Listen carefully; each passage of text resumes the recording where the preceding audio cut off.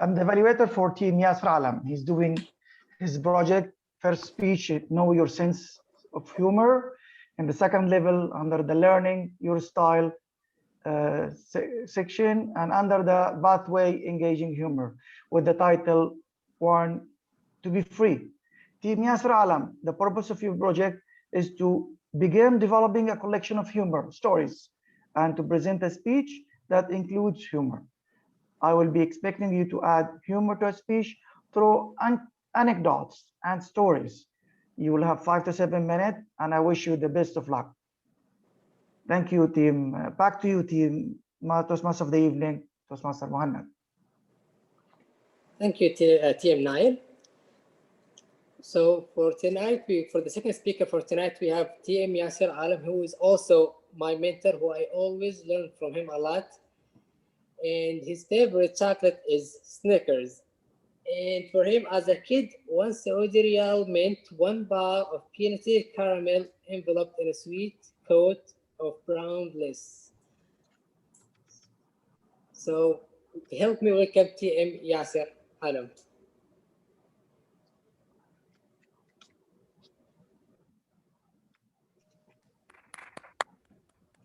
Thank you, Toastmaster Mohanad.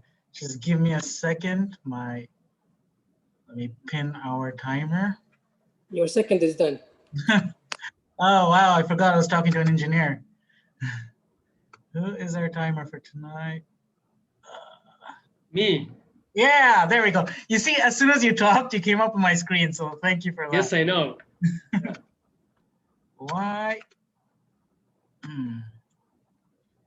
Laptop is acting up.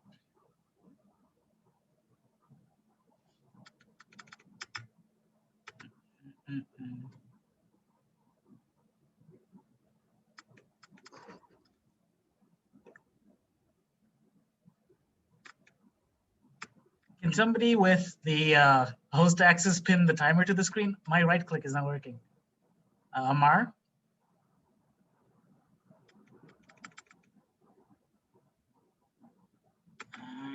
Is it working for you now? I just pinned them. No, that pinned them to your screen. Somebody, okay, I've got it. There we go. Brilliant. Okay. Am I audible? Can I be seen? I ask everybody to go ahead and unmute themselves if they like. This is a humorous speech, so any feedback is welcome. Dear Toastmasters and fellow guests, ever since I was a kid, I didn't like rules. I've always had this compulsion to do things differently. My mom called it doing it wrong. Eventually, we compromised and called it me being special. And we agree. See, I was always special in that sense that I wanted to do something big. Whenever I was a kid, ideas of big plans were always a part of it. Now, lots of kids have this, and it doesn't make them special. But lots of kids also have a shocking lack of self-awareness, which I did as well. But what it led to was my biggest heist, my biggest plan. Now, the problem with planning and coming up with big ideas is that at that time I was dumb. I mean, I still am, but I was then too. Now, don't get me wrong, I did fine academically, I got grades, but just made bad choices, didn't think things through was a common complaint. So the thing is, big plans mixed with big dumb has big consequences. But that wasn't going to stop me from trying and finding my big thing. So everybody knows, any big plan, step one, find your target. Now, this was the late 90s in high school, around the time when the Harry Potter series just came out. The books, not the movie.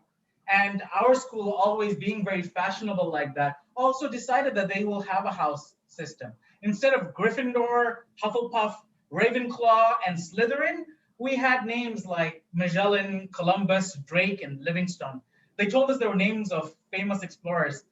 Honestly, I think they would have had better success if they named the houses Leonardo, Raphael, Donatello, and Michelangelo. You have to think of your audience. So these houses where you were just arranged into a random assortment of kids, we had a merit demerit system. These demerits and demerits were just little slips of paper passing on judgment from higher beings. Dog didn't eat your homework, 1 merit. Dog didn't help you to do your homework, maybe 2 merits. And these merits themselves were just little blue squares of paper, but they were little blue squares of self-esteem. Teachers handed it to you so you could submit it into the magical box that would count it later and tell you that your random group of children were better than the other random groups of children.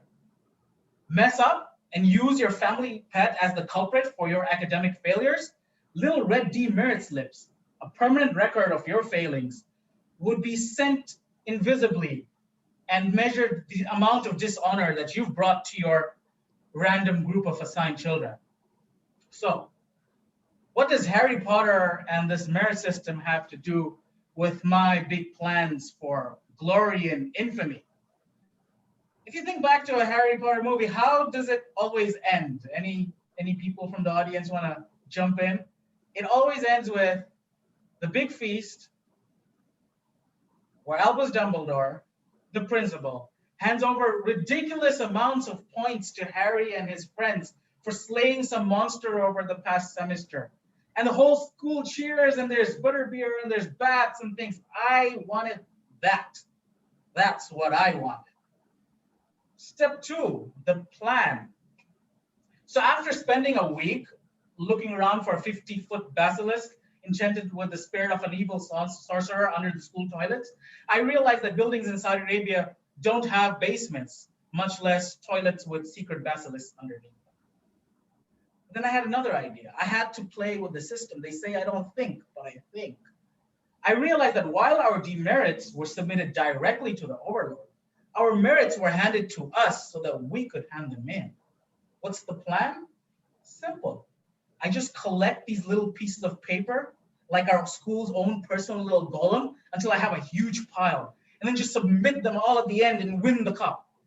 We didn't have a cup, but in my mind, again, it's not necessarily related to reality.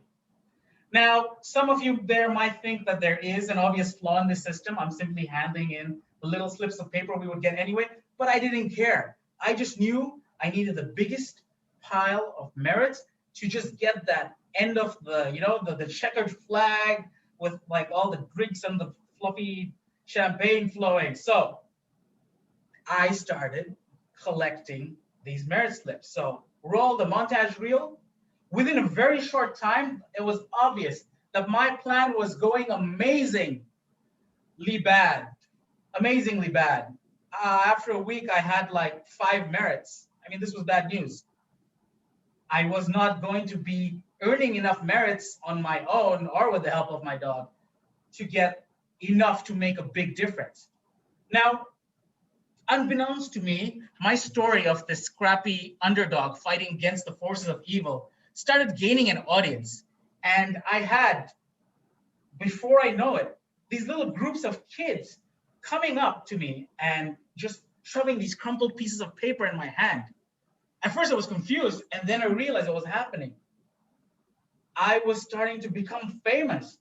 Soon my network grew and grew some more. Every morning I would walk into school and kids would be coming up, putting pieces of paper into my pocket like a mob boss collecting protection money. And the craziest thing here was they weren't getting protection. I wasn't going to protect them from anything. These kids were giving up their hard-earned little bits of success, and they were just handing it to me because they believed in my cause. Throughout that term, I started collecting this. We had to book out a storeroom in the back where we had like people counting them. I think there was a guy with like a cat on a leash, total Wolf of Wall Street vibes here, you know? Long story short, I had a massive pile of merits. And then step 4, we come to the actual heist. There I was, day before end of term. And I came to school with a special payload in my bag. It was full of slips of paper that would get us victory the next day. I started early that morning. I knew they were counting on me. I tried to put in these little slips. And I realized the flaw in my plan. These boxes were tiny and they had a little slit about an inch wide. I was way too scared because obviously I was convinced that people were out to get me. You know, I was the resistance. And I gotta say, my Ethan Hawke, my mission was impossible, unfortunately. I did not put in those slips. I did not tell anybody I didn't put those slips. Till the next morning, where you have Principal Dumbledore announcing the whole winners, one by one, the houses, and all the kids in Magellan were like giddy with excitement. I just kept quiet. I just started jumping along with them. And they announced it, and we lost terribly. I just threw up my hands and said, you know what? They must have got me. They got me in the end. But it didn't matter. Even though I failed, I got what I was looking for, my fame. Back to you, Toastmaster of the evening.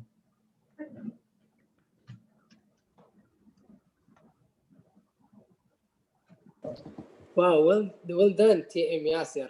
I really loved. What a delightful speech. The only thing that it was a little bit disappointing to me that when you called yourself dumb, because you are my mentor, and that means I'm not getting the support from a good mentor. But I believe it is the opposite, that you are smart, you're not dumb. You need to learn this early, Muhammad. I make bad decisions. But I have. You can be smart in different ways. I mean, I got the grades. I just didn't stop me from getting my hand caught in things and stuff. Right. In case anyone feels dumb, which I sometimes feel dumb, I have a solution for you, which is eating more chocolates. Because chocolate is also good for the brain. It is good for your health. It is good for your mood. So this can be a solution, TM Yasser, eating more chocolates. For our last speaker for tonight, we will introduce first her evaluator, who believes that chocolates make him feel relaxed and enjoy the sweetness while develop the tolerance from inside. And his favorite chocolate is black chocolate with orange flavor. So please help me introduce TM Ilyas Bakshi. Good evening, Toastmasters and honorable guests. Today, I will be evaluating the speech of Toastmaster Karima Tani. She is giving the speech from Engaging Humor Project, Level 5, Project 1. And our project is to build a skill necessary to engage audience for her humor speeches. The speech time for her is 6 to 8 minutes. I'm looking forward to see your humorous speech, TM Karima, and good luck. Back to you, TME. Thank you, TM Ilyas. Just a quick reminder to use the word of the day, which is delightful, which means an experience that pleases one, something that brings joy. And I know from my experience that TM Karima will use the word of the day a lot, as she always does.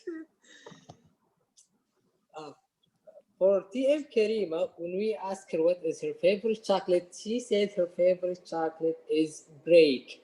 I'm not sure if you guys know this chocolate or not, but this is the chocolate. Can you guys see it? All right. This is her favorite chocolate. And chocolates represent patience to her until she eats the best part of it. So please help me welcome TM Karima for her speech of tonight. It's not funny.